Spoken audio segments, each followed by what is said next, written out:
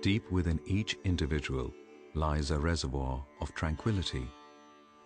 All and one can lay claim to this unchanging, eternal bliss that is our true nature.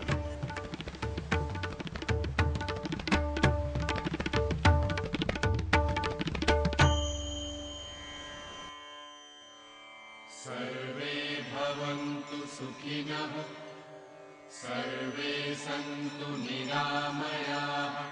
Yoga in a nutshell is to keep the external, internal body clean, pure, sanctified, so that the mind flows without any barrier. To most practitioners in the West, yoga is merely a series of postures that offer physical benefits. This view confines the yoga experience to only what occurs on the mat. That aspect of yoga is just one of the thinnest slice in the entirety of yoga. I consider yoga to be the oldest spiritual tradition in the world. Soon there was a revolution in the concept of Indian civilization. Excavation at these sites brought to light the existence of the highly developed Indus civilization, which pushed back our knowledge of India's past by another 2,000 years. The same people who created this yogic tradition created a civilization that, when you look at it today, you are astounded by its accomplishments. The yoga practitioners of today have only to gaze over their shoulders. Within view is an unbroken stream of creativity that connects them to ancient India.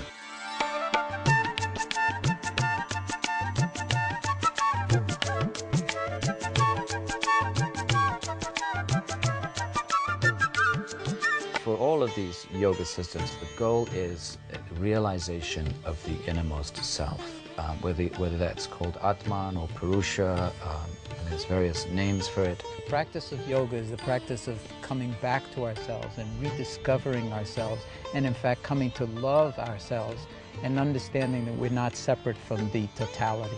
So we are whole, nested within larger and larger spheres of wholeness that extend out as far as the mind can extend itself, which as far as I know is infinite. Our goal and purpose of yogic practices and Ayurvedic balanced lifestyle is to have all prana available at any given moment to direct it directly up to Sahasrara, to the highest chakra. This flow of energy translates into dynamic stillness, nothing but skillful action. To the Western shores came many yogis in the hope of imparting their spiritual wealth, but with little impact. However, one man opened America's eyes to a new way of thinking. It wasn't until Swami Vivekananda came in 1893 to speak at the Parliament of Religions. He was such an inspiring speaker that he put, in a way, the whole country, the educated country, on fire. The physical yoga that the West has embraced can be traced back to the single-minded effort of one Brahmin yogi, Tirumalai Krishnamacharya. Krishnamacharya had great influence in the way yoga is practiced in the United States. 4 of his main students, Iyengar, Pattabhi Jois, Deskachar, his son, Indra Devi, had incredible wide influence on introducing yoga to our culture. He took postures out of obscurity, researched and refined them to perfection, and brought them to the public stage.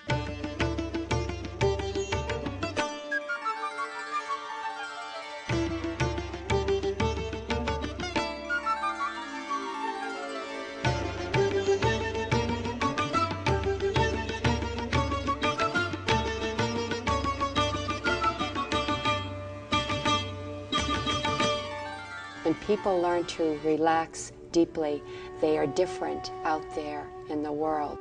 Among all yoga masters, B.K.S. Iyengar has played the most significant role in the introduction and spread of yoga in the West. I was born with the gift of illnesses, one after the other, from birth. So those gifts of unfortunate ill health made me to take to yoga. Sometimes I'm asked, what is the point of yoga? It was created 5,000 years ago. How can it be relevant today? My answer is always the same. It was created by human beings for human beings. The human condition truly has not changed. Despite the cutting edge, quite dramatic benefits we could provide patients using new technology, it only further reinforced the realization that high-tech interventions can only bring so much to a patient who's ill. Yoga doesn't bring you a sense of peace and health and well-being. It's not like taking Valium. Rather, it helps you quiet down your mind and body so you can experience what your true nature is, really, which is to be peaceful until we disturb it. For me, yoga allows a wonderful integration of the body and the mind. Carl Jung said that Western psychology has not even begun to understand the depths of a tradition like yoga. So Western psychology is in its infancy. Yoga is very old and therefore has gathered all kinds of information that we don't understand yet. If we practice, we begin to see more and more of just how beautiful and integrated and powerful it can be. It also, I think, with time will be shown to provide very measurable benefits. For example, allowing bone density to increase in older people, especially women.